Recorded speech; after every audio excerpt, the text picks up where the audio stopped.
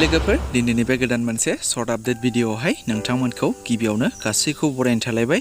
स' लोगोफोर दिनै गोबाव समनि उनाव नोंथांमोननि सिगाङाव बर'नि मोनसे गोदानै फैनो गोनां मिउजिक भिडिअनि सायाव सुंद' आपडेट लानानै फैलायबाय। स' नोंथांमोना भिडिअनि थाम्बनेल आरो टाइटेलावनो नायनानै एसेब्ला मिथिखाबाय जानांगौ। स' लोगोफोर दानि जाखांफु फाव खालामगिरि बिबेक गयारी लोगोसे मनालिसा हाज'वारी बिथांमोननि फाव खालामनायाव लेहेर फिल्म प्रडाक्शन बेनारनिफ्राय गोदान मोनसे अफिसियेल मिउजिक भिडिअ फैनो थांगासिनो दङ दै लोगोफोर। आरो बिथांमोननि बे फैनो गोनां मिउजिक भिडिअनिनो डाइरेक्शनखौ खालामदों सनजित बिथाङा आरो डिअपिखौ खालामदों अन्सु ब्रह्म बिथाङा। स' लोगोफोर बिथांमोननि बे मिउजिक भिडिअनि शुटिंआ दायो मेघालयआव सोलिगासिनो दङ।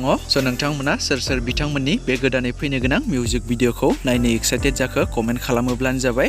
आरो नोंथांमोना साननैसो उनावनो बे मिउजिक भिडिअखौ लेहेर फिल्म प्रडाक्शन इउटुब चेनेलनि गेजेरजों नुनो मोनगोन। स' नोंथांमोना जाय जाय नायनो गोसो गुदुं बयबो नेना थायोब्लानो जाबाय आरो आसा खालामो बिथांमोननि बे फैनो गोनां मिउजिक भिडिअआ जोबोर मोजां जागोन होननानै। स' लोगोफोर बिदिब्ला दासिमनि सुंद' आपडेट भिडिअआ बेखिनियानोमोन। जुदि नोंथांमोना भिडिअखौ नायनानै मोजां मोनदोंब्ला लाइक खालामदो आरो सोरबाफोर जुदि चेनेलाव दिनैसो गोदानै नायदोंब्ला बेफोरबायदिनो माखासे बर'नि फैनो गोनां मिउजिक भिडिअ आरो बर'नि माखासे फैनो गोनां सावथुनफोरनि बागै आपडेटफोरखौ मोननो थाखाय चेनेलखौ साबस्क्राइब खालामनानै खाथिनि बेल आइकनखौबो अल प्रेस खालामना लायोब्लानो जाबाय।